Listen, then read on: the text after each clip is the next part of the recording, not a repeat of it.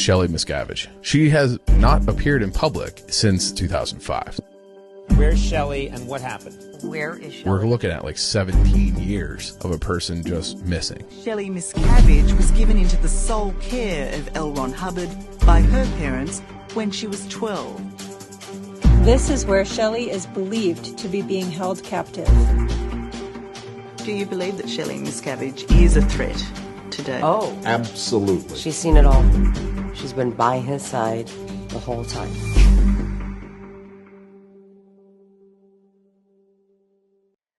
Welcome back to the channel. I'm your host for today, Claire Headley, and this is my next episode in this series, Where is Shelly Miscavige, in which we have been delving deep into who is Shelly Miscavige and how is it possible in today's world that this woman has not been seen publicly in 18 years and has been, for all intents and purposes, vanished by her husband, David Miscavige, who's the leader of Scientology.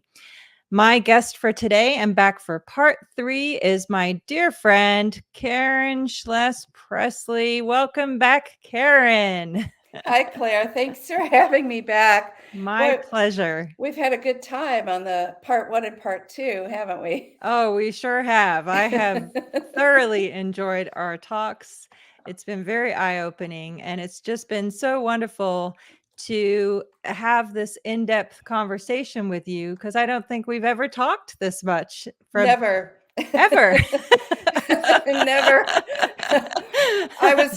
We were together on the int base, but like you explained the other day, when is there time to really get to know people? Yes. And in fact, it's frowned upon to get to know people. Yeah. Like, why would you be sitting idle?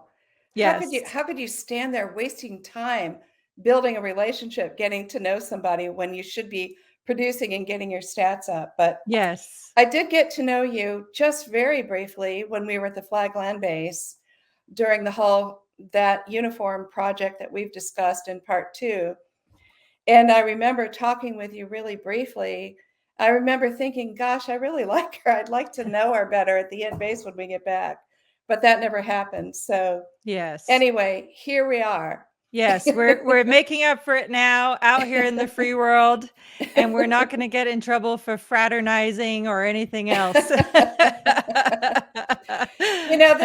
very interesting, we're talking about that. I wasn't even going to bring this up, but when you think about it, just think how they had no idea that those of us who met at the int base and who managed to come to our senses and escape, that we would ever get together out in the real world and find common denominators, because what brought us together there was just being in the Sea Org. Yes.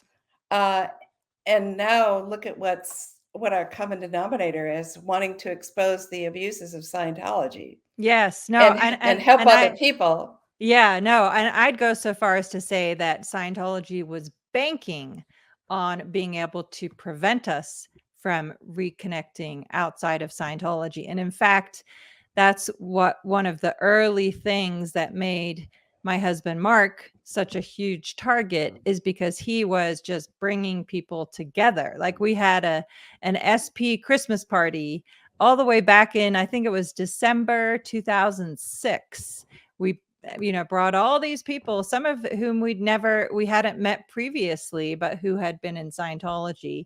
And it was amazing. And it's just, those initial roots have just grown into this wonderful and amazing community of people. And I think it's fair to say that we all learn from each other. We all are helping on our own recovery path by having these conversations and comparing notes. I completely agree. Oh my God, that was a very rich statement. We could probably talk for hours on that topic. But it does bring up something that I've been wanting to say. I've been kind of looking for an opportunity to mention this, but I have to bring up something that happened many years ago. Here we are in 2023 talking about this now, but when I escaped in 1998, and Mark escaped what year? 2005. 2005. And you also escaped 2005, but a few months after Mark, correct? 3 Or weeks after him. Yes. 3 weeks, sorry. Yes. No. Okay, so 2005. So I got your husband Mark reached out to me after he escaped. You may have been out at that point. I'm not sure, but he reached out to me, and he invited me to something. It was a get together. I think it had to do with Jason Begay. Yes. Okay. There was going to be a get together of people who had escaped the ant base, and Mark seemed to be the organizer of it.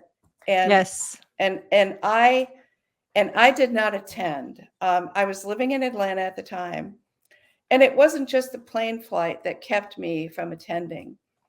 I just want to say this. I've been wanting to tell Mark this all these years, and to you as well. But back then, 2005-ish, I was still, I did not know when people came out of Scientology, especially from the ant base, I did not know who was a spy, a counter spy, trying to plant themselves in my life. I didn't know. My sensors were way off. I couldn't distinguish, who was truthful, who was not. Many other people reached out to me. John Horwich called me. Nancy Maney contacted me. A woman who worked for the Lisa McPherson Trust, friend of Tori Chrisman, I can't think of her name, but she was a partner to Bob Minton for a while. Oh, Stacy Vaughn Brooks, right? Yes. A lot of different people reached out to me when they got out, and I had been out a few years, but like I said, I made a choice to kind of cut myself off from people because I was trying so desperately to build a new life. And I didn't know who I could trust or who I could not trust. And because Scientology has intelligence and counterintelligence, I didn't know who was doing what. Yep. And so I really blew it in terms of Mark's friendly gestures. And I've always wanted to tell Mark that I really blew it. I apologize. Oh, you do not need to apologize at all. Of anybody, we completely understand what you just described, and we've had the same thing. And so absolutely, please don't apologize. I guarantee you, Mark has no hard feelings. There are many people who, and I think that this culture, this feeling that you were experiencing, just speaking in my own opinion, is also engendered and encouraged specifically and exactly by Office of Special Affairs, by Scientology, because they want to generate that mistrust, the undercurrents of information. They don't want us to be a strong community, which is what we are becoming. So true. And it's taken us however long it's taken ourselves to get through that and to be able to be around other people and not, maybe we feel guarded to some extent, but I think it's become easier to trust ex-members because we've learned so much now from each other. Completely. A lot of us have been on the aftermath. A lot of us have written books. A lot of us have websites and Facebook groups, and you now know kind of who stands on what position. Anyway, I'm really glad for the way this community has grown, and I'm just really happy to be a part of it. But I just had to get my words out about Mark. I didn't mean to be an arrogant jerk or anything like that. You were not at all. But see, the thing is I regret it, because had I attended and hung out with you guys, I could have built some friendships starting back in 2005. True, but it's never too late. We humans come very well equipped with those elephant-sized rear view mirrors. But And so we have no control over that, but what we do have is the day in front of us and conversations like these, and it's never too late. See, I love that. That's great, Claire. Thank you for saying that. Of course. That's Of awesome. course. I feel the exact same way. And all right, now that I was able to get that out of the way, I want to make a correction about something I said, because I've noticed that the people who are watching this are paying very close attention to a lot of the details in our stories. And I can't tell you how much I appreciate and respect that, and how good it makes me feel about, investing some time and doing the show, because people are really listening and they're paying attention to details. So for that reason, I want to correct something that I said, because people are paying attention. And when I was talking about, I think it was in part 1 where I quoted from my book, and I quoted from the TV show The House of Cards. Remember when I said, I do. we are rationalizing the obscene into the palatable? Yes. Okay, I attributed that statement to the role of Robin Wright, who played the president's wife. She's not the one that actually said that. The character who said it was Heather Dunbar, who in the show The House of Cards, she played the role of Attorney General. Okay. And she was speaking to Kevin Spacey, who played the president, Francis Underwood. And she specifically said to him, "Is this how you live with yourself? By rationalizing the obscene into the palatable?" Oh, wow. And so even my correction is it was said by Heather Dunbar, not the president's wife, but it still applies to what the context that we used it in, which was how Shelly's role as COB assistant is very much doing that. Is this how she lives with herself? Right. By rationalizing the obscene into the palatable. So it definitely still applies. I just wanted to make that correction.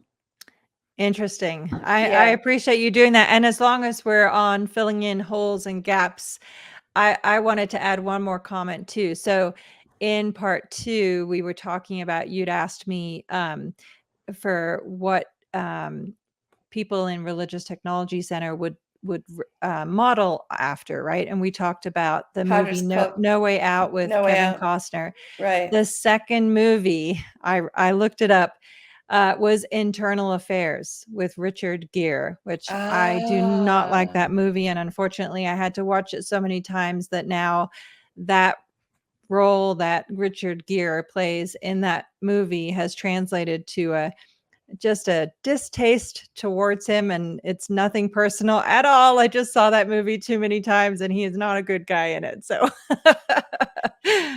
I get it. I can totally understand why you would feel that way about him as an actor, representing that role like he did, and you were enforced to watch it and absorb it and probably model it, correct? Right. Yeah. Well, I wanted to bring up something similar that I did not bring up when we were talking about films. And by the way, you commented after our talk the other day of how much Shelly and Dave used films as, remember we were talking about Art Series 8 as examples of models of how to pattern your design or your thoughts or your behavior or something after something. Yes. Dave would pick films for you to watch. Shelly picked The English Patient for me to watch to get her concept for COB's office movies. When I first, was it part 1 or part 2, I was talking about being on the post of International Management Public Relations Officer, IMPR. And when I first got on that post, Dave, as COB, wrote me a memo and said, for your Art Series 8 for your post, I want you to watch the film The American President. Yes. Starring Michael J. Fox. So, I got The American President and I went and watched it, and I watched it. I probably watched it 3 times to try to figure out what is he seeing in this film that should be my model for IMPR. I thought, wow, what I got from that is several things, and I just want to bring it up now, is that Michael J. Fox, have you seen that movie? I have not, no. Okay, so he is the American president's PR, sort of like press secretary type, but it's an internal office job, and he's scheduling for the president, and he's running the meetings, and he's fielding phone calls and fielding messages and letters and fielding requests for meetings and all kinds of stuff. And he's telling the president what to accept and what not to accept, what to do, what not to do, what to say, what not to say. And I thought, okay, as IMPR, I wouldn't be doing any of this for Dave. Right. I would be doing it for international management, which at the time was Edie Int and all the exec ints. But international management at the time was also, they all blended together as management execs, Right. which included RTC, which I think is so interesting because, as you pointed out the other day, RTC is a policing group and was technically not part of management, but he constantly functioned as management because he was constantly bypassing any executive that he had on post and constantly talking about how he was doing their jobs. Right. Completely. So if the IRS or anybody else ever wanted to know, if anybody wanted any proof of whether he was involved in the minutia of management, it would be so easy to prove that. Completely. Anybody could watch any of our videos and glean that information from it. But can you imagine me running around like Michael J. Fox did and telling Edie Int what to accept, what not to accept, what to talk about, what not to talk about? Maybe if I was reading his mail or any of that. So that was like an orientation for me to my post. Interesting. So that was probably more confusing than clarifying, though, huh? You hit the nail on the head. And I can't help but wonder, I've already explained to him being an SP so many times. There he was, he brought me on that post, and now he's confusing the daylights out of me. Right. You're Talk like, about it. Sorry. No, I was just going to say, like, David Miscavige, is your point that you are management and I'm your public relations officer? Or if that's not your point, then what is your point? Well, there you have an example of an evil purpose right there. Yeah. Yeah. Bring me on the post, set me up for failure. Right. And then the book that I was told to read was a very classic public relations book. I can't think of the name of it now, but I was given a copy of it, and it didn't at all relate to the work that we did within exec strata. I mean, at all. So then you have to read the LRHPR public relations series to try to get the Hattie material. And some of that related, but I mean, it was a setup for chaos and confusion. But that just ties in with everything else we've been talking about and all that. So absolutely. And back to the topic of the films, that the movies that we were talking about, and how David Miscavige would very often have us watch movies to then pattern off that and mimic that. From the many Hubbard advices and directives that I read, and I'm curious to get your thoughts on this too, that was Hubbard's intention too. That was the reason, for example, where he made the training films, where he said, we're just going to show people this is what you do. And then they'll just mirror that as, and exactly copy that. And so Hubbard did the exact same thing in terms of expecting people to just watch a film and then copy that exactly, probably in lieu of real education, or certainly as a means of demeaning real world education and focusing only on do what we tell you to do in Scientology and copy what we tell you to do. Wow, that's a good point. Isn't that a good point? Because then a student, if they're training to be an auditor, is supposed to make a connection between what they see in the film and what they're reading in the course pack, the HCOBs, and then doing all the training drills. In so many cases, they were like this. Right. Saying one thing and doing another. Yes, Like completely. utter confusion. And I don't know if you ever watched Mitch Brisker's, he was interviewed by Chris Shelton after Mitch left, and Mitch started speaking out and revealing what he went through at the in-base shooting the tech films.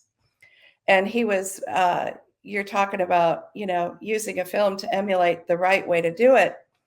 And he talked about how, this is awful, because Dan Kuhn is my friend. Yes. But Dan Kuhn was the person who did TRs in the film called Pro TRs. Yes, he played, wasn't his name Joe Howard in the film? I don't remember that, but I'm pretty sure. Somebody correct me if I'm wrong. I've seen that film probably, I don't know, 500 times conservatively. So I'm pretty darn sure, but it has been a minute. But if you ever get a chance, excuse me, listen to Mitch's commentary on the Pro TRs and Dan Kuhn's TRs. Okay. And how it had to be corrected. And how it had to be corrected, where that film was held up as the way to do TRs. And Mitch talks about how grueling it was to undo that, and what Hubbard allowed in the film as right, the way, because the way that film was directed by L. Ron Hubbard. Okay, so this is a little off topic, but this struck me the other day, and so I'm just going to throw it out there and get your thoughts on this. So it occurred to me, I remember as a child at St. Hill, being in the training areas and studying. For example, I did the Hubbard qualified Scientologist course. Oh, I did too. Yeah, and it was in a green. That course well. Yeah, it was in a green binder back then, and there were all different colors of directives in that binder. So, for example, there were memos from the board of directors and this person and that person. It wasn't just, as it later became, of purely green on white is Hubbard policies, red on white is Hubbard technical bulletins, and that's it. And then blue on white is the flag orders that pertain to members of the Sea organization. So back in this, I was thinking about this and thinking, wow, so there were issues from other people than Hubbard who were clearly in positions of power and had authority to send out, policies. And this was when Hubbard was still alive. So it seems impossible to me that he didn't know that this was going on, right?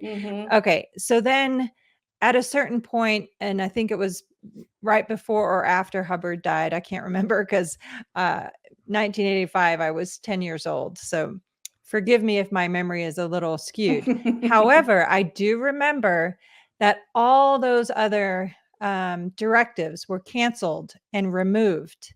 And then the training packages, the binders that we would be given to study, only had policy letters, strictly and only the Hubbard writings at this point.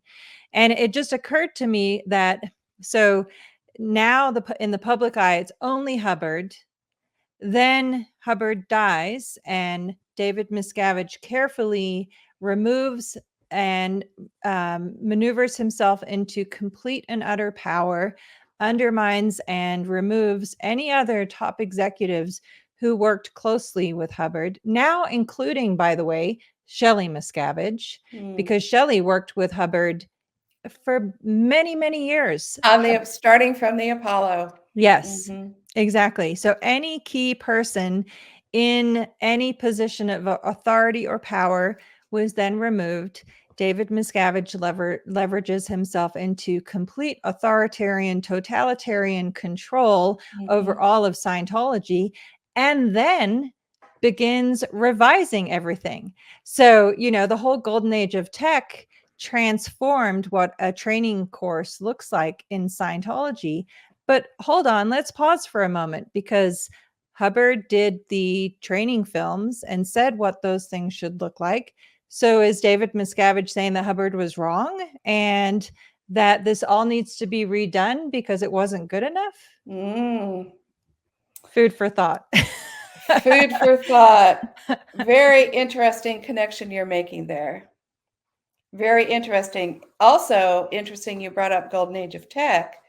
And here we are. Well, Mitch was sent to the base, hired at the base to redo all the films that LRH did. Wow. So your question is a very good question. What was the motive? Yeah. And the Golden Age of Tech thing, I remember when that came out, for anyone who doesn't know, that was David Miscavige's strategy to improve auditing and make it more perfect according to his techniques. And he came up with, the different tools that people use to do training drills. And I don't want to get into all that, except I only want to bring up one thing. When he implemented the Golden Age of Tech, we were commanded to support it and never say a critical word about it, never question it, never have counter intention against it, never do anything to get it implemented anywhere, on the threat of being sent to the rehabilitation project force. Yes. That was the authoritarian, totalitarian management style of David Miscavige playing out. Don't question his authority. Don't question anything he's doing. Don't question the drills. Don't question the policy. Don't question any of the tech, the new, revised, whatever, that was no longer Hubbard Scientology. Right. Don't question it, because if you do, you're going to the RPF. Right. And that's what we were told at the Int base. Do you know whether people in lower levels of Scientology were told that as well? Yes, they definitely were. Okay. They absolutely were. If anybody, like, for example, so I was in Clearwater, Florida from March 1996 until January 1997.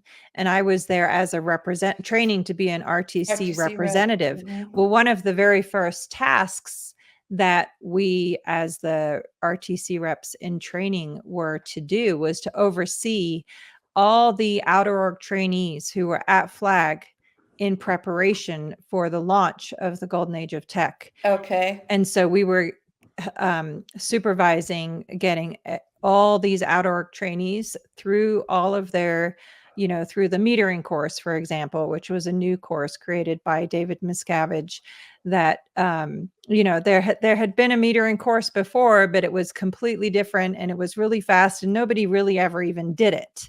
It was just for very specific purposes, because the auditor training previously counted as learning how to use the e-meter. So anyway, that's off topic. But the point being that we as Religious Technology Center representatives were there at Flag in Clearwater for 2 to 3 months. So from March until May. So yeah, from March until May 1996. May 1996 was when the Golden Age of Tech launched at the May 9th event, the Dianetics event And all we were doing was getting all the outer org trainees through their training to be ready, so that when that event happened, they would all go back to their organizations and implement the golden age of tech. So anybody that asked any questions or showed any disagreements or anything was absolutely under the same threat of being assigned to the rehabilitation project force. Yes. For anybody who doesn't know, the Rehabilitation Project Force, the RPF, is Scientology's version of a prison camp. Yeah, with the added cherry on top of not only prison camp, but mental reprogramming. Like, it's supposed to, essentially like scrub your programming if you were a computer and reinstall all your software, so that you're only going to do Scientology's bidding unquestioningly, unwaveringly, and always with a smile on your face and a dedicated glare in your eye. You nailed it, Claire. That's exactly right. Well, you're reminding me of a story I was going to tell.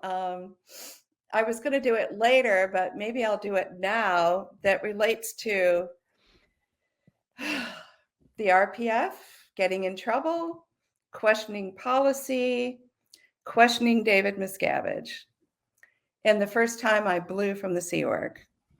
Sounds good to me. I have we're a Shelly series, and I have stories and questions about Shelly, but I'm going to save those, because right now what we're talking about ties into the story I was going to tell. Okay. So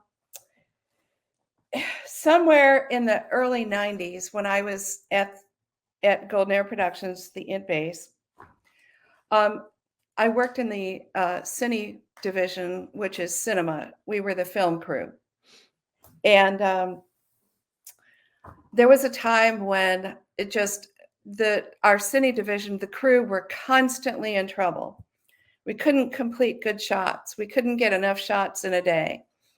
And of course, David Miscavige, who is COB RTC, who never micromanages anything, was watching the rushes every single day, looking at every single shot that our crew shot. And he would flunk most of the shots, and he would get so exasperated that one day he, at an Int-based staff meeting on a Saturday night, I think it was, he made an announcement that he was so tired of having Cine's job all over his plate. And he was doing their jobs, watching the rushes, doing the editing, trying to salvage shots, telling him how to shoot, the lighting, whatever, that he decided that Cine was just a complete out ethics scumbag of people that needed to be shit canned in essence, taken off post.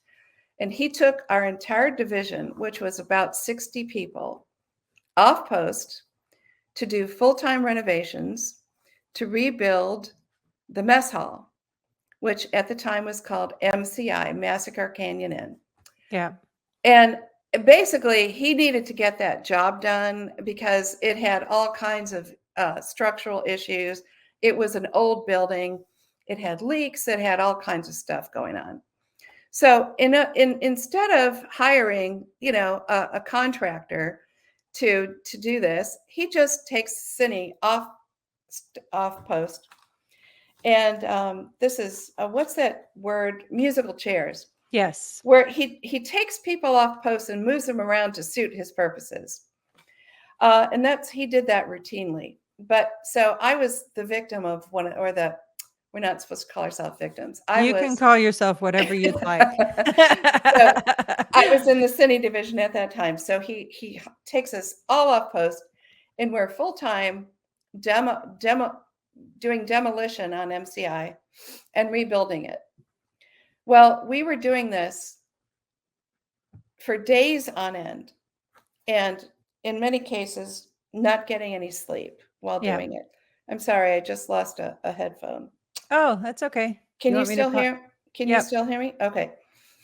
So we were off weeks doing this around the clock, by the way. We weren't even allowed to go home to sleep and shower for days on end. It was so inhumane Yeah. how we were treated. And a lot of people slept on floors, under their desks where they used to work. Some of them slept in MCI.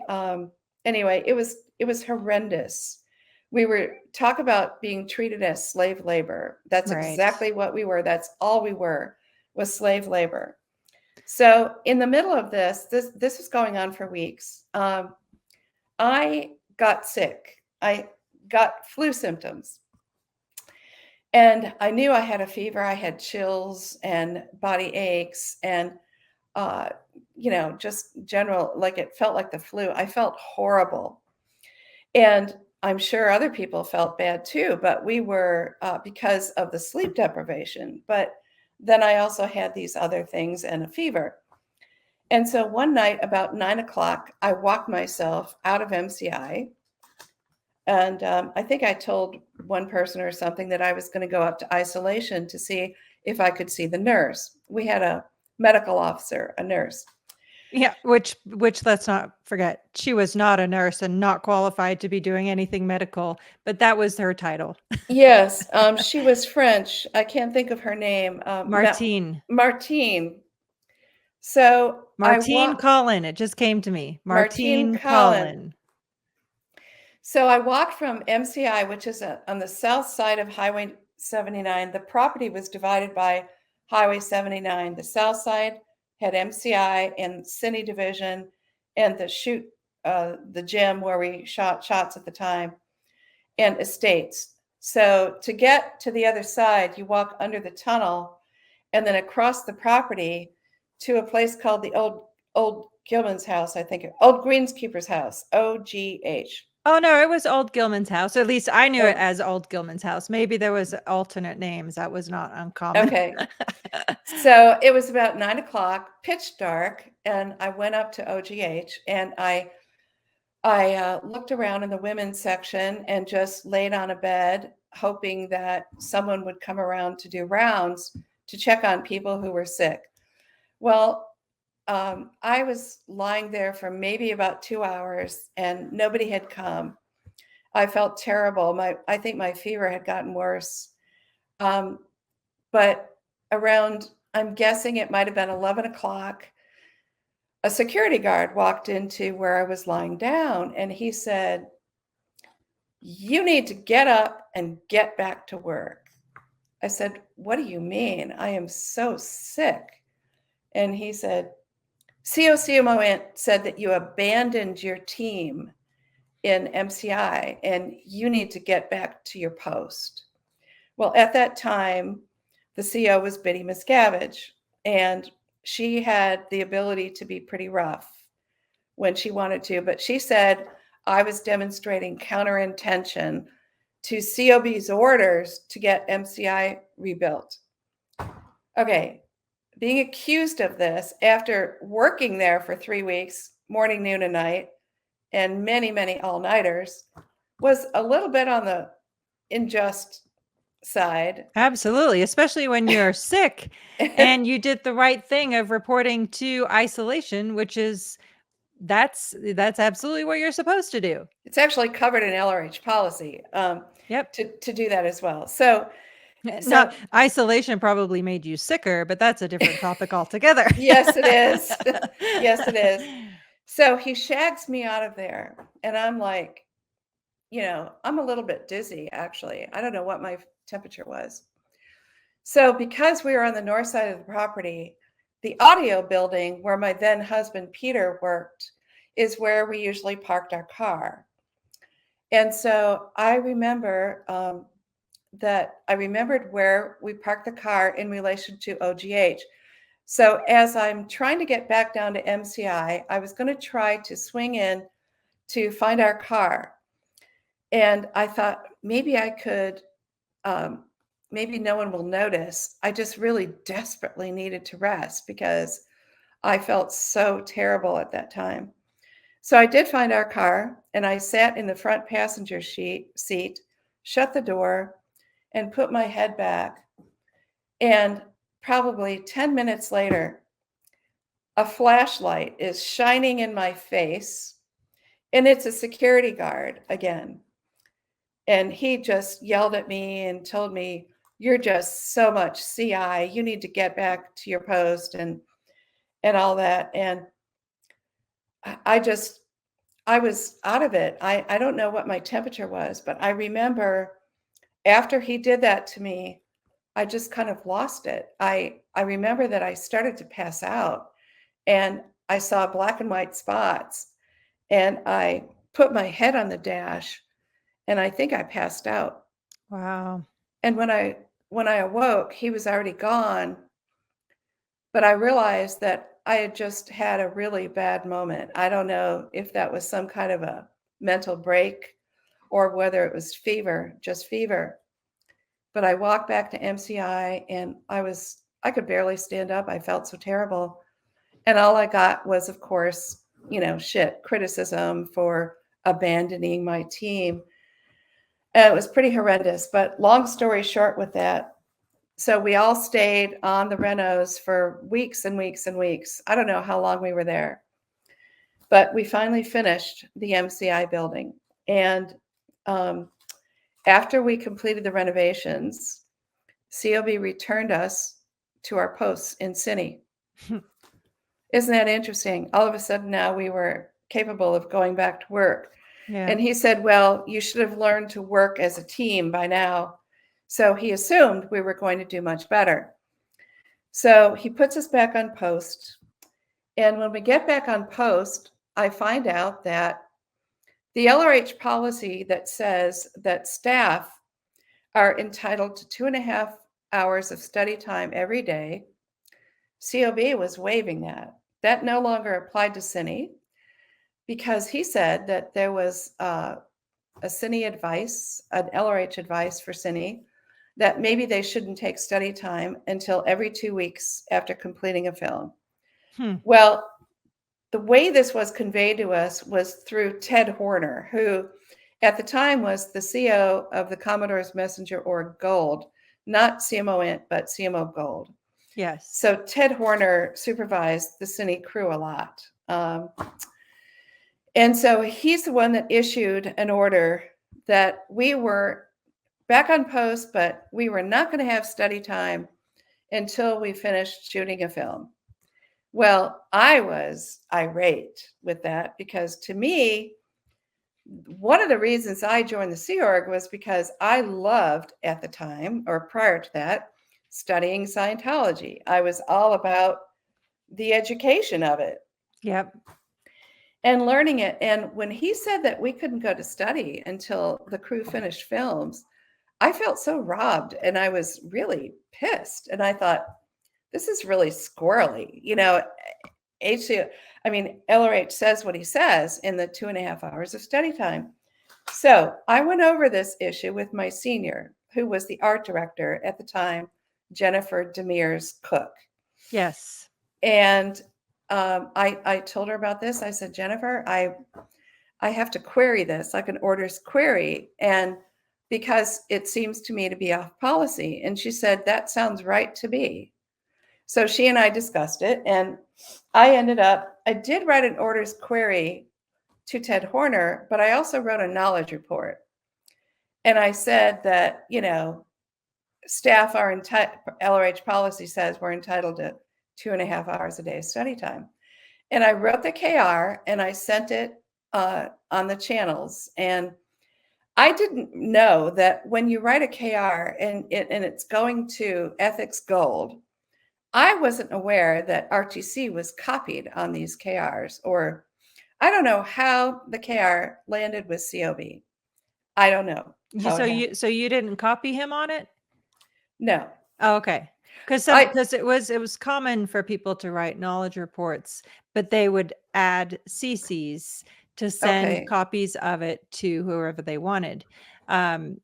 I did copy Ted Horner, CMO Gold. I did copy him because it related to his order. Yeah. I sent it to Ethics Gold. I don't think I copied COB, but in any case, I wrote pages about this in my book of what happened, because The consequence of my writing this knowledge report unfolded, I quote in my book, it unfolded a whole new chapter in my Sea Org career. Oh my gosh. Writing this KR. So I'm going to read just a quick piece from and this all relates to applying policy, believing that LRH wrote policy, that we should all follow policy, etc. But I didn't know the politics of the base, where you don't dare query a senior executive like CMO Gold. Who was I to know that he got the order from COB? Right. And how was I to know that Tom Cruise recommended to COB that we not go to study until we finished films? Wow, really? That's where it came from. Well, I found that out much after the fact. Yeah. Yes, but it is where it came from. Tom Cruise, and COB. And sorry, just to comment too, you were following a Hubbard policy as well, even with orders querying, because there is a Hubbard policy that says if you receive an order that you don't agree with, or you feel it gives the whole procedure of exactly how you go about rectifying that. And that's what you were following. Yeah. So I thought that I was doing the right thing, right? Yeah. No, I didn't know the politics of the base. Yeah. Far be it from me to know that. I was just a peon in gold at the time. And that's why I wanted to get the hell out of gold. Yeah. Okay. So now I'm going to read this. I write about it briefly. It's just worth reading because it's pretty descriptive. Yes. And since people want to know what it was like to get in trouble and how did you deal with it, I thought that this would really relate to how I got in trouble by applying LRH policy. Okay, so here we go. Page 187. My self-defense using LRH policy to report an off-policy action backfired. I thought Ted Horner had arbitrarily decided that we would only study after we finished a film. I later learned this was Miscavige's ruling that came out in Ted Horner's name, and even later learned that Tom Cruise gave Miscavige this idea. My report went viral. The anger of the gods descended on Cine and me when at least four-stripe captains raged on motorcycles down to my office in the lower lodges. A swarm of RTC investigators filled the room, slamming clipboards on desks, questioning staff about why the Cine division fostered unethical and unproductive behavior in general. My senior Jennifer, the art director, was questioned for being blind to my criminal acts and not putting in my ethics that would have prevented me from writing this KR. Jennifer didn't mention to anyone that just an hour before writing the report, she had proofread the report I wrote on our office computer and encouraged me to send it. So typical. she felt I was applying KSW, keeping Scientology working. I was so terrified by the amount of force applied by the executives that I flipped into a thiety-weety, I'm innocent mode, hoping I would not be drawn and quartered. A few hours later, the execs summoned an emergency muster of all gold crew, about 400 staff. We fell into formation of at least 20 rows of 20 staff, doodly standing at military attention, feet together, arms hanging rigid down our sides, heads facing forward. Flanked by Miscavige's army of RTC supporters, COB wielded his verbal sledgehammer that had the power to electrify us as his audience. Profanity spewed from his mouth like I had never before heard, even from my dad, who had talked soldier trash after the war. DM's chest swelled while his reddened face quivered with rage, as though he was facing an assault of counterintention from all 400 of us. Meanwhile, we stood motionless like rows of chess players waiting to be knocked over. Miscavige seemed to be blowing off years of pent-up rage and frustration that felt more like contempt. He said, "You never do anything right the first time. You can't shoot films. Your hats are all over my plate. You don't support command intention, and you cause nothing but problems in my lines." In other words, I thought to myself, we're just worthless idiots. I wondered how other Cine or Gold staff felt about dedicating their lives to the Sea Org, where nothing was ever done well enough for COB. That we cut ourselves off from the outside world, stayed up without sleep for nights on end to try to make him happy. It just wasn't enough to compensate for our flawed nature and general failure.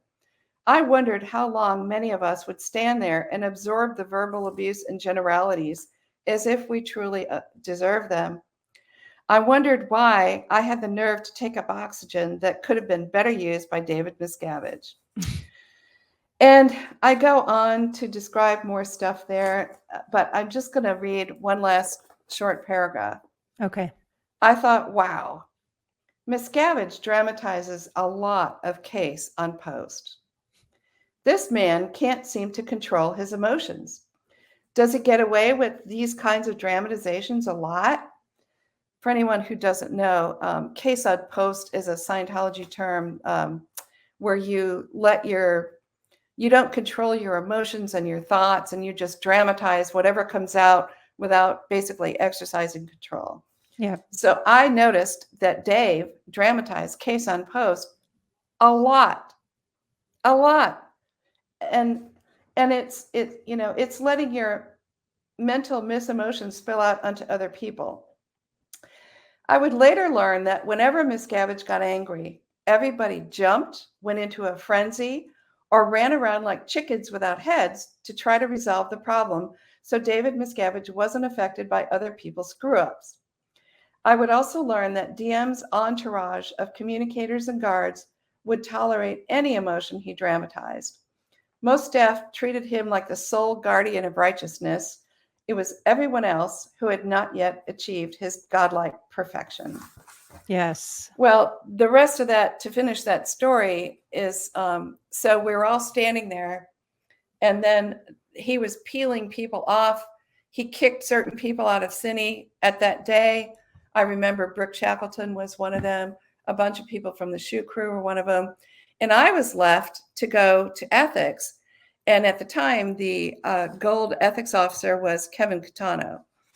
And he took me into Gold, into the ethics office. And we were talking about conditions. And I just went into this theedy-weedy, I'll do anything bullshit. What do I have to do? Well, you need to do conditions, starting with, treason or confusion, whatever. And so I wrote up some conditions, and amazingly, he let me go home that night. Oh, wow. Big faux pas.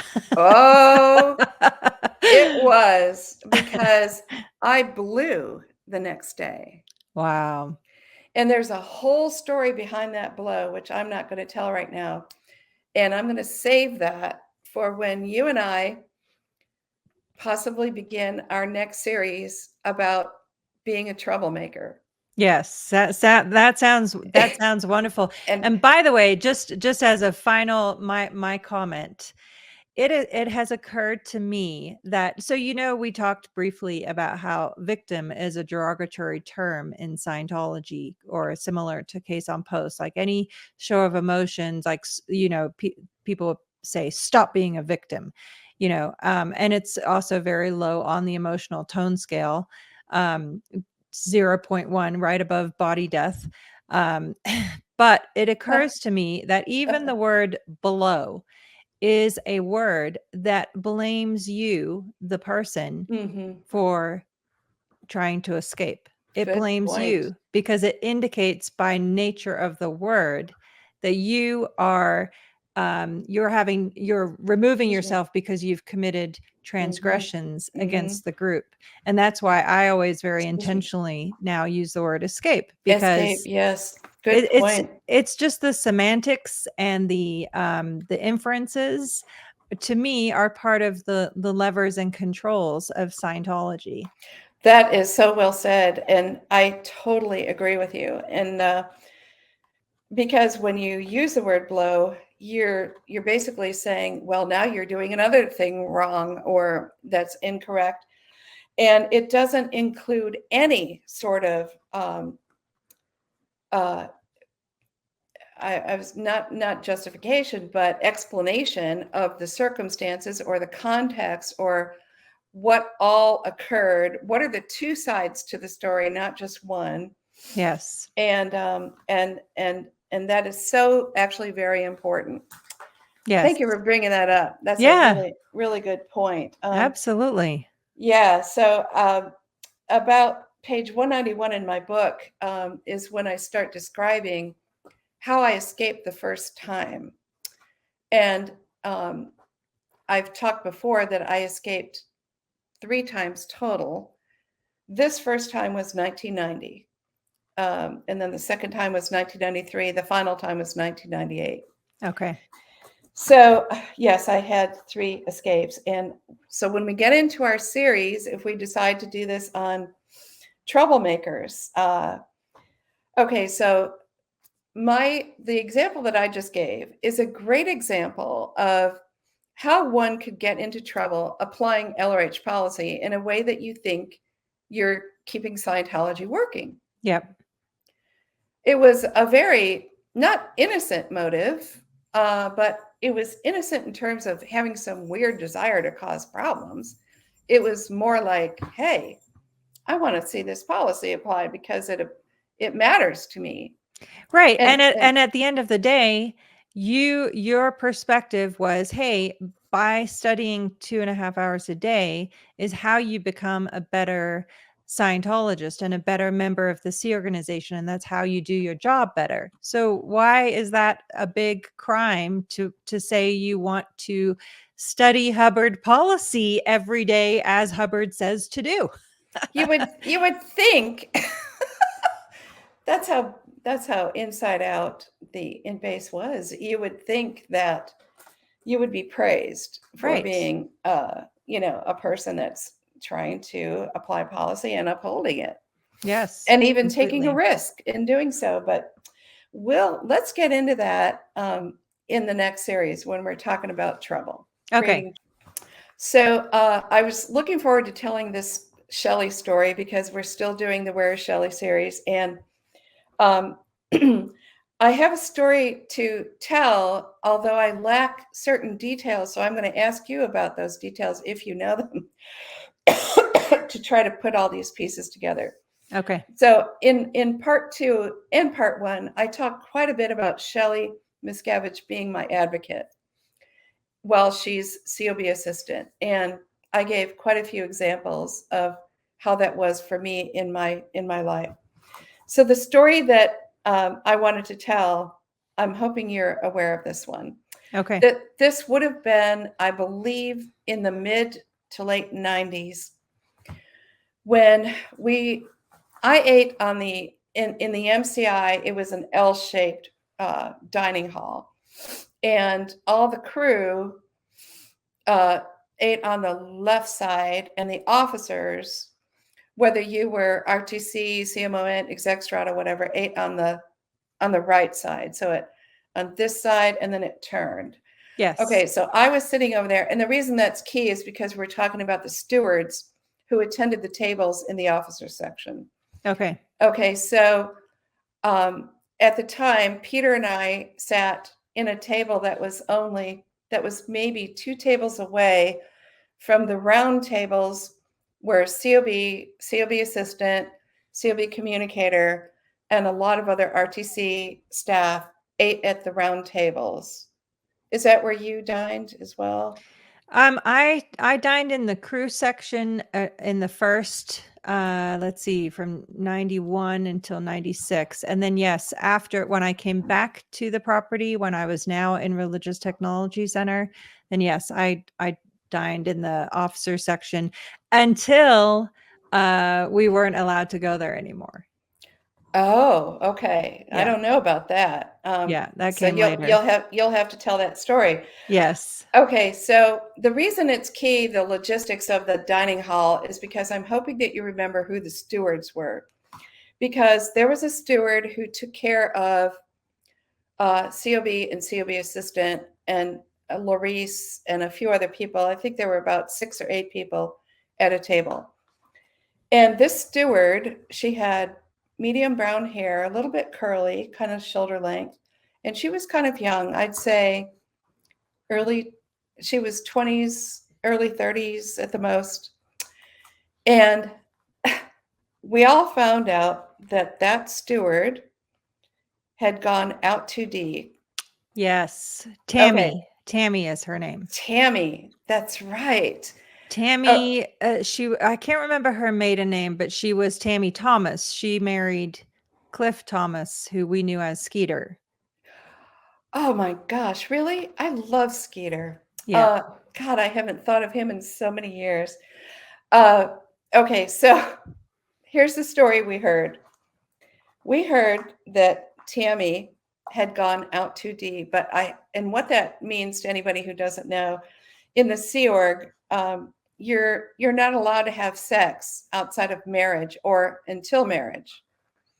So if you're single, you're out of luck until you finally get married, or that's supposed to be how the way it goes. Yes, but there's no test driving, as Mark likes to put it. no test driving. So, well, Tammy took a test drive, and I'm not sure who it was with. I don't know if it was Skeeter. I don't think so. No. There was, I think, if this is the same time period, and I don't want to speak out of turn out on behalf of Tammy, but there was a whole situation uncovered of quite extensive sexual misbehavior in the galley staff, which included, but was not limited to, Tammy Thomas, Andy Davitt, Vivian Lynn, Panuccio Tizzi. Those were the key players, as I recall it. Panuccio. I remember Panuccio. He made great food. He was the pastry chef. He made incredible food. Oh my God, Panuccio. What would we have done without Panuccio? But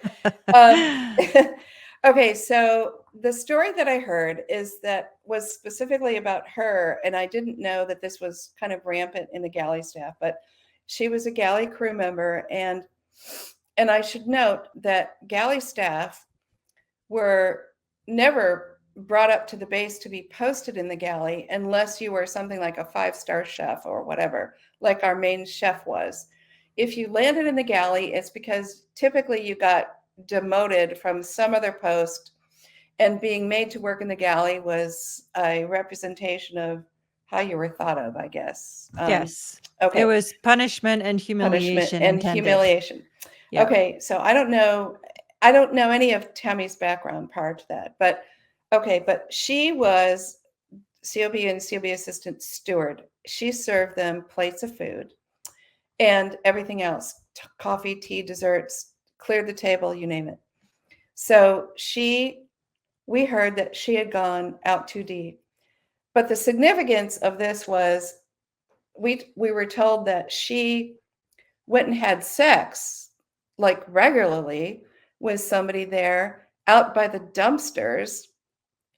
Out, you know how the garage came off the back of the galley, and there were these big dumpsters back there? Yes.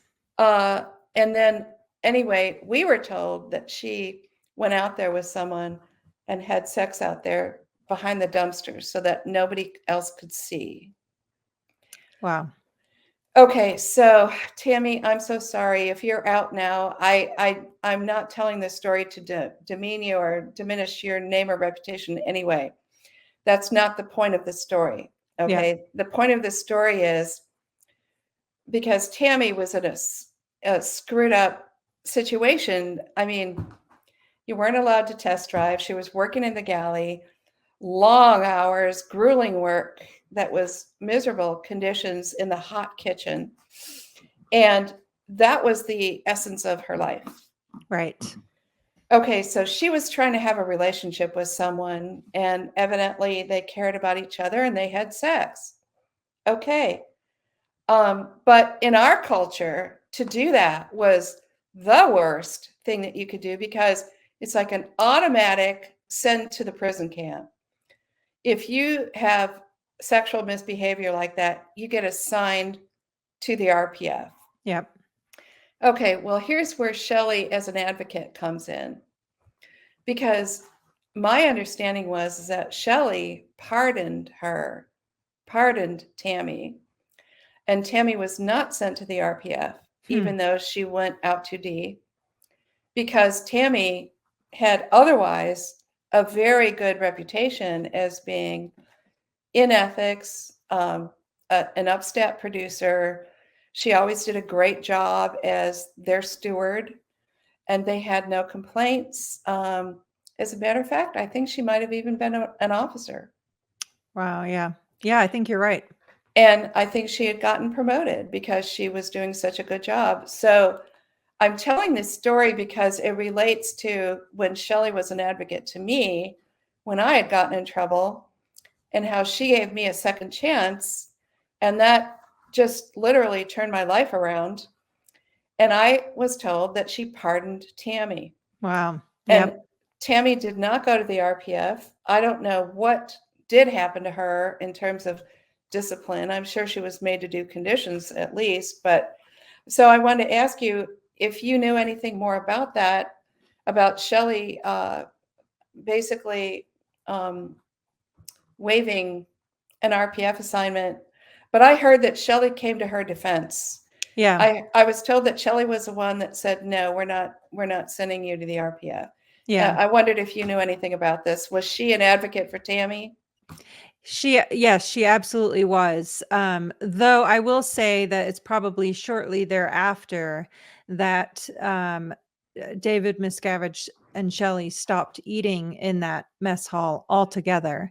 And then they got stewards of their own brought into Religious Technology Center, which was Emily Jones, Valerie Haney, and a few different people that served, but it was directly within Religious Technology Center thereafter.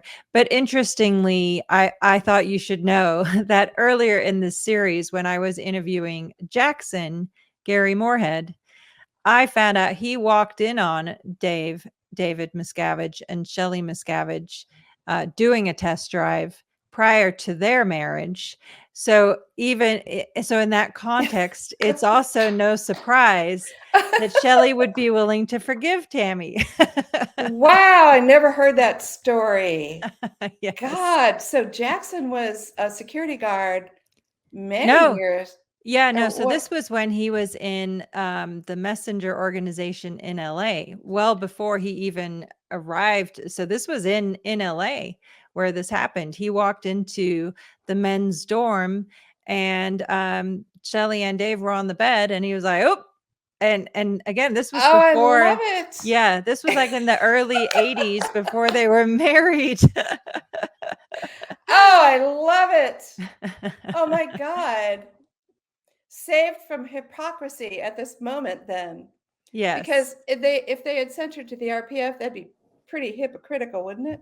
Yes, completely. And Having it's done not the same themselves. Yeah, and it's not the only time that actually Dave and Shelly both have forgiven people. But yes, there were many other instances where Shelly came to somebody's defense, and she had even taken people off the rehabilitation project force, like she did that with John Brousseau.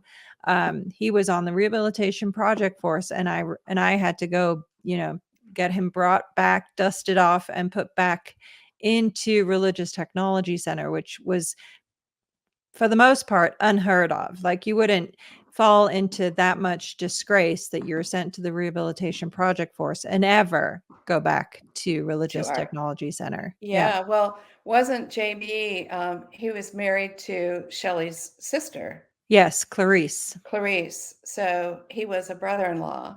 Yes. Very interesting, because that's one of the questions that I had. I might as well ask you now. One of the questions on my list for you was the Miscavige family was pretty considerable on the base at the time when Ronnie was marketing executive. Yes. Right? David Miscavige's brother. Yes. Brother, of course, his father, Ron, Sr. was a gold musician. And then Shelly had her sister, Clarice, and Clarice's husband, John, JB. So that's at least 5 family members. I don't know if there were even more. There were more. There was, And of course, by that Jenna. time, yes, Jenna. And then there Jenna. was also Suzette Barnett, who then married Sterling. So Suzette Tompkins, who was Shelley's half sister. Oh, I didn't know she was Shelley's half sister. Okay. Yep. And she married Sterling, who was Biddy Biddy's and Ronnie's son. And yep. And so and Biddy was as well. I didn't mention that was Ronnie's wife. Right. So they had a considerable size of a family at one time there. Yeah, which is funny you bring that up, because I remember I think it was, I'm honestly not sure if the origination point of this was David Miscavige or Shelly Miscavige. I heard it from Shelly, but I would imagine it came from David Miscavige, accusing Biddy of nepotism in relation to Jenna, when Jenna was very, very young. Like, this was and it's kind of funny, because I actually remember looking up the word nepotism in the dictionary, because I was like, what does that mean? Well, explain it now, because there's probably people who don't know. So preferential treatment of family. Mm-hmm. Yeah. Well, that was the question I was going to ask you, because being able to observe Shelly as you did, with so many family members, between Shelly's side with Barnett's, who were married to Brousseaus, and then the Miscavige side was the largest group, right? Yes. With in-laws. Yeah. And don't forget Ron Sr.'s wife too, Becky. Of course, Becky. Yeah. Yes. Yeah. Ron Miscavige and Becky Miscavige and Peter and I were roommates. Oh, wow. And in my book, Escaping Scientology, I have an entire chapter about being roommates with Ron and Becky Miscavige. Wow. That's a whole other series of stories. Oh boy, that brings up a lot of memories. But so nepotism. So my question to you was, all this family there, and I want to bring up the fact that since then, I think every single family member of David Shelly peeled out and is no longer in the Sea Org. I mean, that was the largest family group on the base, to my knowledge. Yeah, I believe I think they've all peeled out. Yeah, well, Ron escaped and passed away. Ron and Becky escaped. Ronnie and Biddy escaped. Jenna, who was out at the ranch and was abused as a child, she escaped. Of course, JB escaped. Did CB escape, or did she remain? No, as far as I know, Clarice, Shelly's sister, is the only one still there. Wow. Yeah, and there was also Justin Miscavige, Sterling and Jenna's brother. Okay, I didn't know of him. Yep. So my question was, did you observe Shelly? Did she carry out like familial relationships with this clan? Because it was a pretty big clan. And I wanted to know that because, with how everybody was so separated, and of course, parents were not allowed to have children at the base. And so they were shunted, like Jenna was, to the ranch. And I don't know about the others. That's a great question. And in my observation, especially in later years, it got more and more and more strained. So for example, I can remember Shelly trying to play the mentor role for Jenna when Jenna was younger.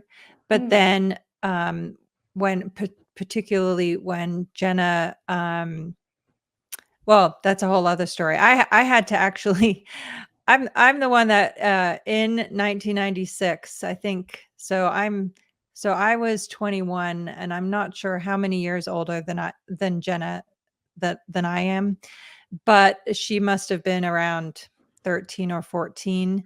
And this was at the time when it had been just uncovered that Biddy had been test driving with Don Jason, and she was sent to the Rehabilitation Project Force.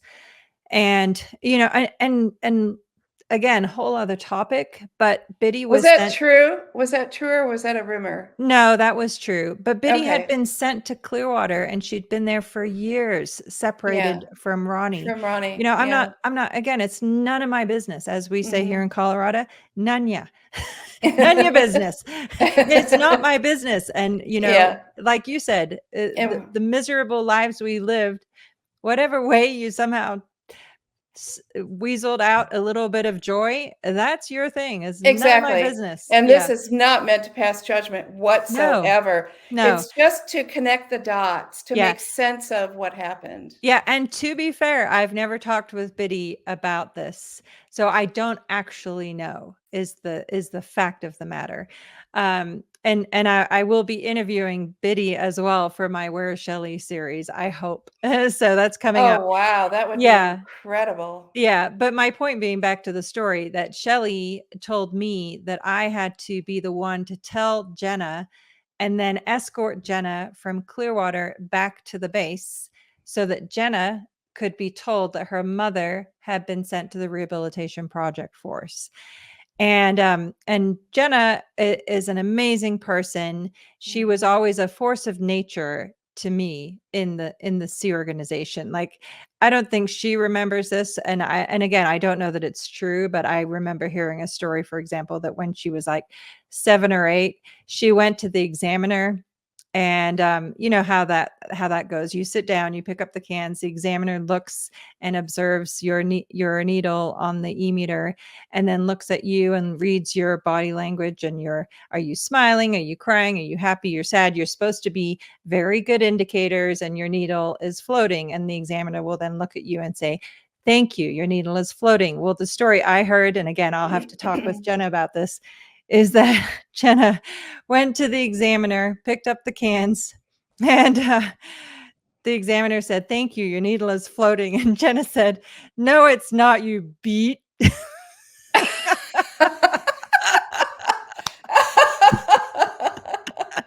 I love it. Oh my God. Just Wow. amazing. And she was like, as I heard it anyway, she was like 7 or 8 years old. And like, Wow. wow. Nobody does that. Anyway, Well, but yeah, she's a so force of nature, like you said. Wouldn't it be yeah. great for you to interview Jenna Yes. about Shelly or about Yeah. anything? But oh my gosh, Yeah, I already have that that'd in the be works. I hope so. incredible. But yeah, so I was the one that had to tell Jenna, hey, I'm going to take you, I'm going to come with you back to the headquarters. And it's funny because again, I remember where we were standing. I remember the day, I remember the time. And because I had to gain her cooperation. But I was not allowed to tell her why we were going back. I was not allowed Oh, to tell her that. And wow. so I had kind of run through in my head, like, what would I say? Because I knew she was going to ask. She's no dummy. And I'm not going to treat her like a dummy either. Mm-hmm, mm-hmm. And I'm certainly not going to, I knew it. The way you work with people is you work with them. You don't boss them around like it, treat them like, oh, you're going to do what I say. I'm the boss man. Exactly, That's like they're a minion or something, right. right? Right. And of course, so I tell Jenna this, and the first thing I think she said was she either asked if her mom had engaged in the test driving, or she asked if she'd been sent to the Rehabilitation Project Force. I honestly can't quite remember, but either way, both answers were yes. And I had to figure out how to not answer that question. And I said, you know what, we're going to find out everything when we get there, but I'm coming with you. It's going to be okay. I'm going to do whatever I can to make it okay. And anyway, Wow.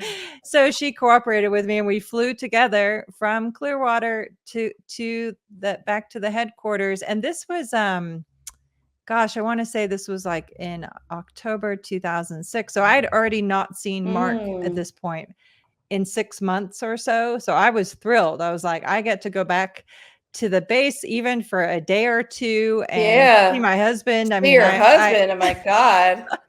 Wow. I had a vested interest in making this work well, and that wasn't necessarily, I mean, anyway, just crazy. But yeah, so Shelly was very involved, particularly with Jenna.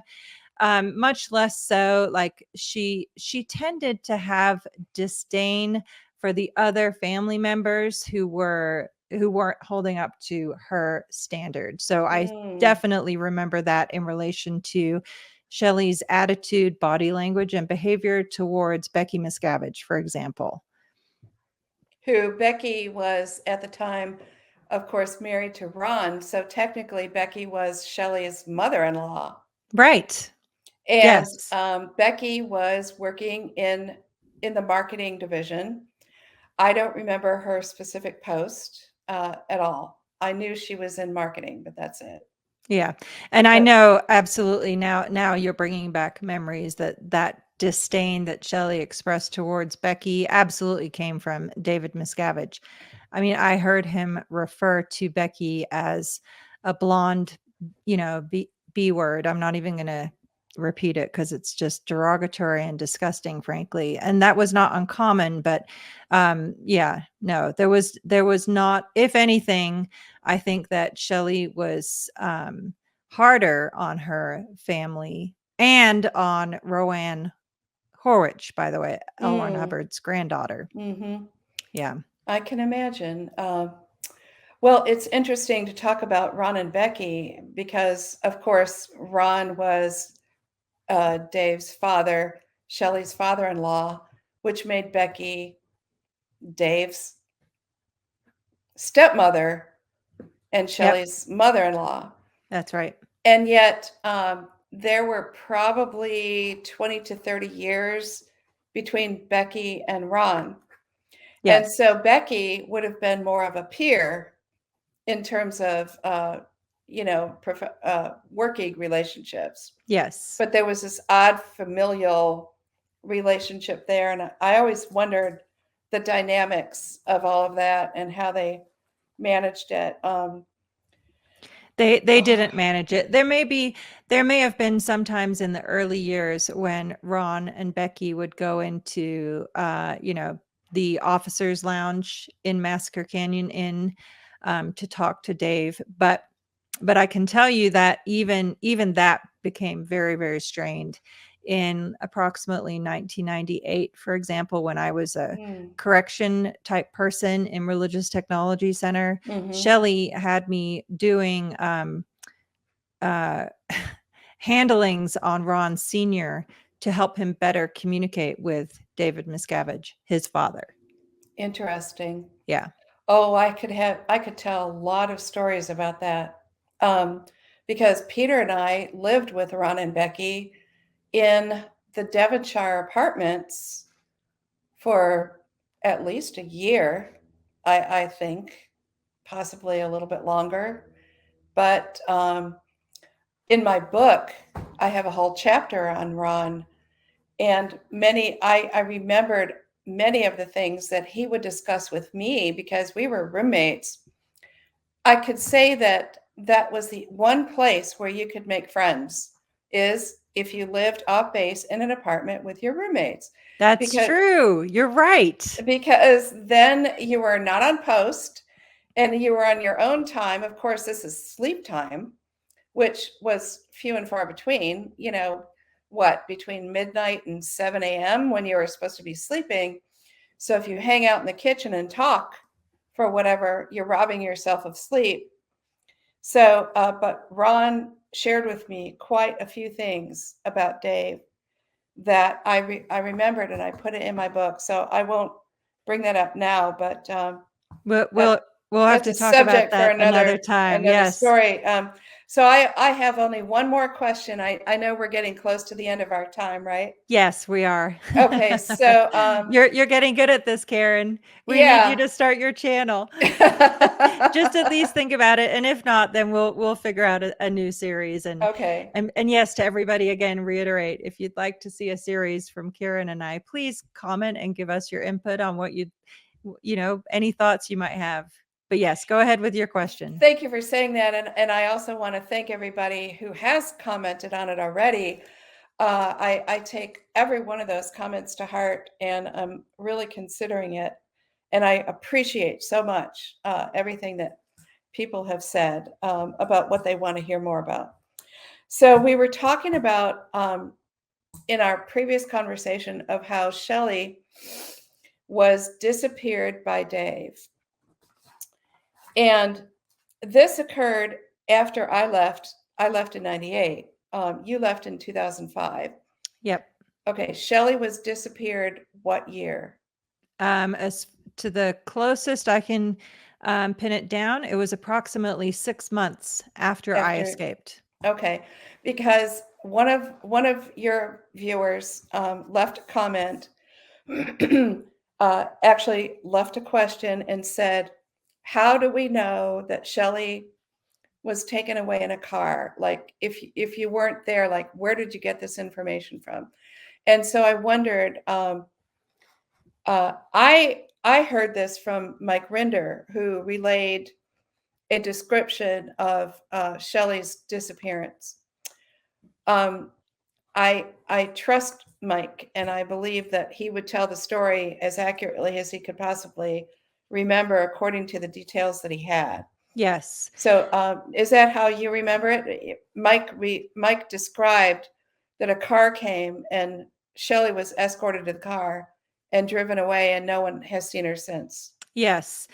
Some of the pieces of information that I know about what happened is from various different people. So, for example, John Brousseau was there at the time, as was Tom DeVocht and Valerie Haney.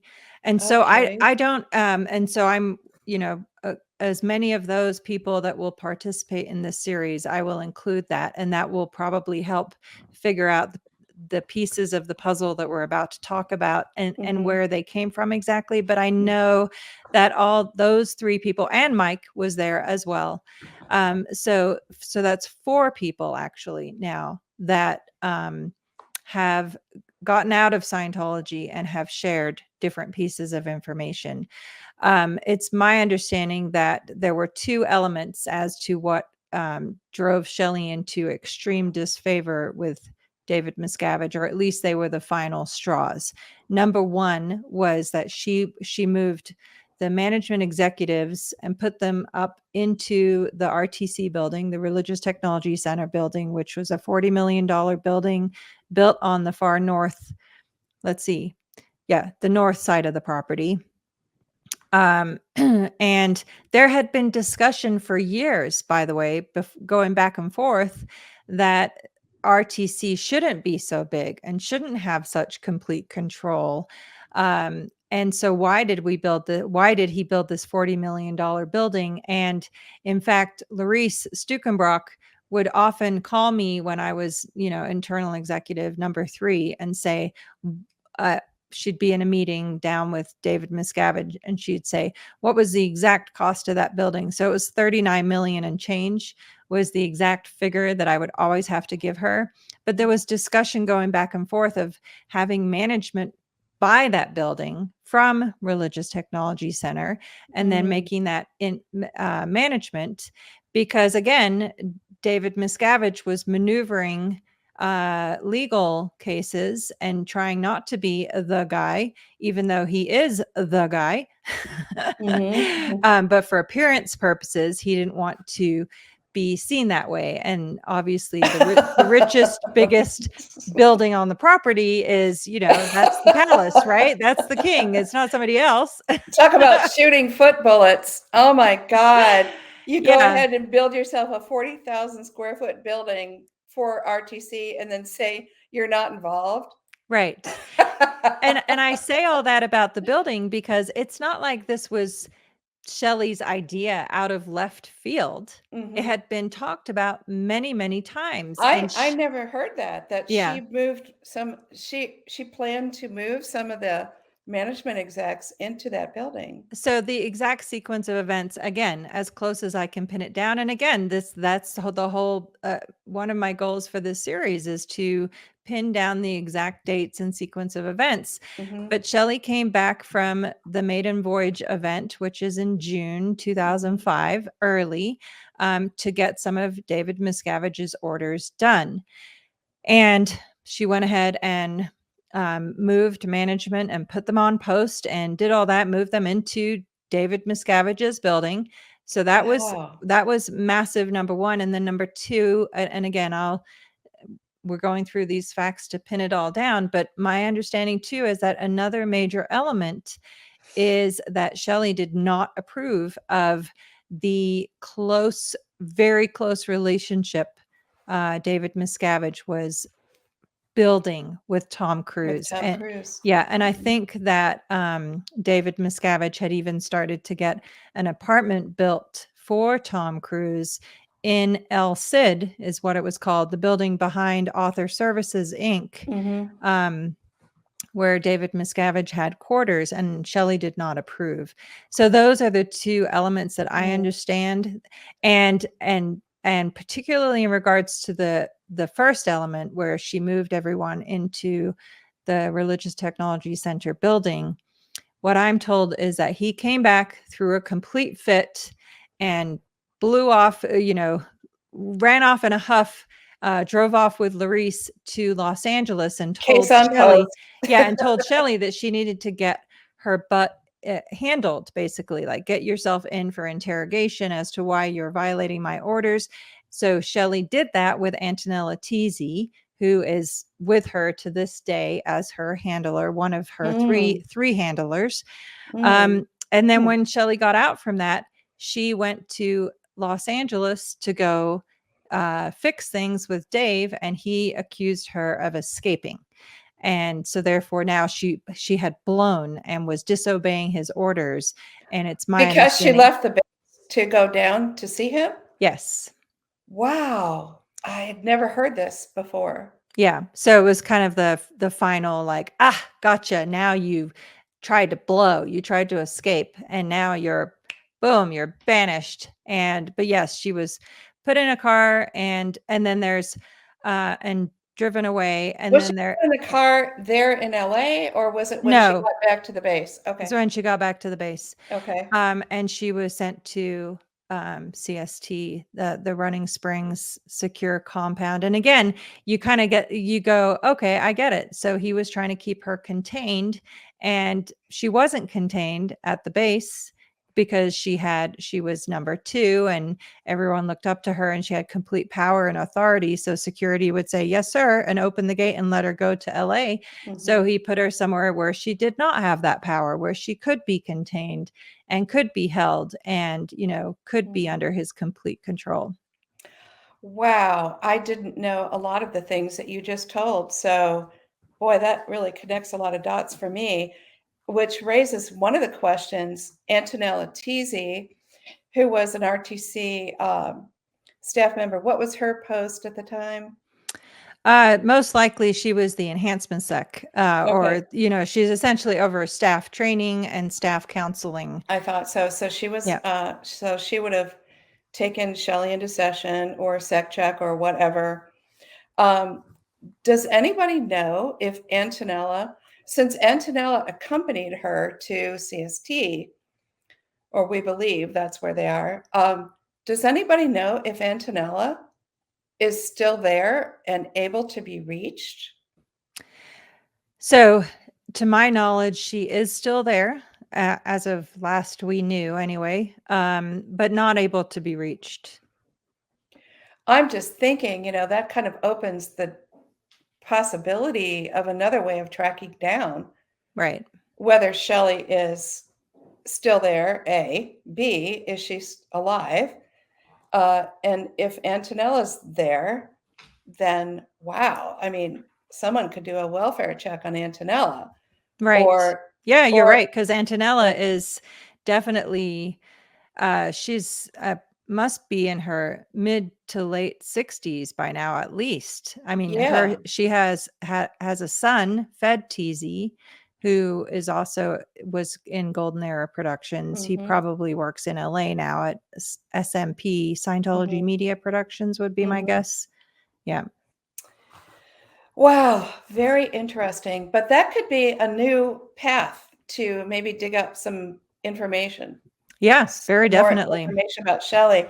Yeah. I was going to ask you one more question. It depends on if you're okay with a few more minutes of talk. I know we've been an hour and 34 minutes. Sure. Let's do one more question and One then more we'll wrap question. it up for today. Okay, this relates to what we're talking about with Dave disappearing Shelley. What I wanted to ask was, while you were in RTC, which was quite a few years, are you aware of any RTC staff or any other gold staff that you know of, or anyone from the UPS, that Dave disappeared? Because I know that people have been banished. Yes. No, absolutely. Many. Many. I mean, yeah. And specifically from Religious Technology Center, the most prominent examples that come to mind is Angie Trent and Ricky Galbiotti. And the reason for those two being significant is for two reasons. Number one, they both worked in Religious Technology Center in Clearwater, Florida, and were intimately involved in the tragic and wrongful death of Lisa McPherson. They were both personally overseeing the steps that were being taken in regards to Lisa McPherson that resulted in her death in the Fort Harrison Hotel. Wow. Yeah. And so And they're aware of all the details, the case files, the details within the case files, probably the legal aspects, the ethics aspects. yes. That Dave was running. Yes. And so they were first brought back to the gold base, so where Religious Technology Center was. So in other words, they were removed from Clearwater, Florida, while the criminal case was ongoing. They were kept in Religious Technology Center while it was ongoing, and because that way they were under complete control. And then when David Miscavige manipulated and managed to get it whatever it was, I think I don't know what the final correct legal verbiage for the outcome of that was, but once that was over, Ricky was sent to Australia. Now, is that where she was from? No, she was from, I think she's from Denmark, if I'm not mistaken. Now, had Ricky formerly been an MAA, an ethics officer in RTC? She was an RTC representative for as long as I was in RTC. So Right. that's the post that I knew that she had. And what about Angie? Angie ended up in the galley. But I mean, had Angie, prior to that, becoming an RTC rep or whatever, what was she doing in RTC? Oh, I don't know, actually. And again, I think she was an RTC rep as long as I knew her. I only ever knew her as that, but she was OT8 and at least class 9, probably maybe class 12. But she was staff at Flag before she was promoted to Religious Technology Center. So she got she was sent out a Flag, but she was sent back to the base and put in the galley. Right. Okay. So do you know of any other people that were disappeared? I'm particularly thinking of, there was a girl, well, a young woman in RTC. I believe she had been an MAA of some sort. And she was there one day and the next day she was gone. And I'm willing to bet you're thinking of Jasmine Fiandica. Okay, was she disappeared? She escaped She escaped. with her husband Sam. They were both in Religious Technology Center and they escaped. And that was in 1995. That sounds about right. It happened about 2 years or so before I left. I Yeah. just remember whoever that was, I liked her, and I noticed she was suddenly gone. But Yeah. okay, so she escaped. She was not disappeared. So what I'm asking is, was disappearing people a way that Dave treated certain staff who posed a risk to him? Yes, very definitely. There were two main factors as to when David Miscavige would disappear someone. Number one was to get them outside of jurisdictions for legal purposes so that they couldn't be served. And number two, and sometimes it was one and two, was when a person had fallen into such complete disfavor of David Miscavige that he never, ever wanted to see them again. Those were the two circumstances. And sometimes, they were both present. Wow. Can you think of anyone else can you think of any people that were sent away like that? Oh my gosh. I mean, there were many people sent to the rehabilitation project force in Australia, like Kip Engen, I want to say, Nikki Cifarelli, maybe even Tony Cifarelli. I can't. And then another example is that after Mark and I escaped, Mark's sister Stephanie was sent to Canada. Wow. Yeah. So she was basically banished from the base and Yeah. sent to Canada. Yeah, because obviously if David Miscavige would see her, he would instantly be reminded of Mark. And God forbid that could happen because, Mark was already posting by that time as Blown for Good. And David Miscavige was not liking what Mark had to say about. Mark was so brilliant. What a coup that he pulled off. That was incredible. I remember his sister Stephanie. I really liked her. Yeah. I'm thinking Pascal Julien was disappeared. He had been an incom and he was banished to Canada, if I remember correctly. And Karen Priori's husband, and I can't think of his name. Ivano Priori. Oh my God, she loved him so much. And COB sent him to another country. Just rip that marriage apart. Yep. Why did he get sent away? Yeah. I don't know. Do you know why Ivano I don't remember why, but David Miscavige always would develop these theories too about people that they were out to get him, and he would disappear people just for that. Like Chris Beanie was one example of that. Kevin Poston was another example of that. The security guard. Oh my gosh. Norm Newton was another example of that. Like David Miscavige just had this, this conspiracy theory that Norm Newton was trying to take over from him, David Miscavige, which everybody at that property was so cowed. Nobody was in a position to pull something like that off. Nobody. Right. Yeah. Well, I remember Karen Priori because she was in Cine and she was so in love with Ivano. And I just feel like it was such an act of cruelty for him to banish Ivano when they had just recently been married. And it's as if he couldn't stand to see that type of love occur in a marriage where two people genuinely loved each other. Yep. He had to ruin it. Yep. You're absolutely right. He had to ruin it. And so banishing became part of his solutions. And where in LRH Tech can he find any policy to support what he did?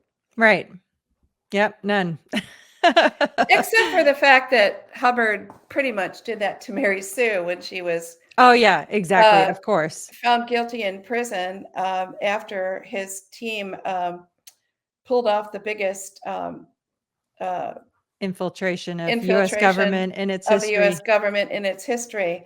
So Hubbard set the example. He washed his hands of Mary Sue while she spent the next decade of her life in prison. Yep. So With handlers in complete isolation until the day she died.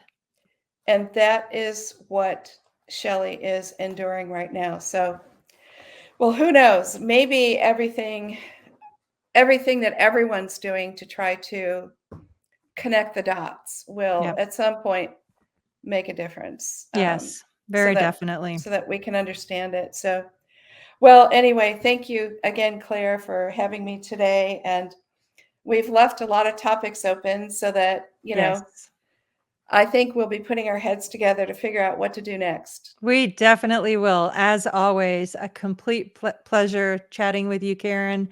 I love our interactions and we'll look forward to more. I love them too. And thank you, everyone who leaves comments. I definitely read every single one and I appreciate them.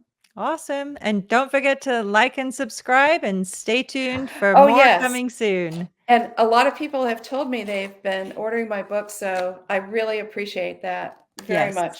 Appreciate the support. Yes, we'll include the link again in the description for this video as well.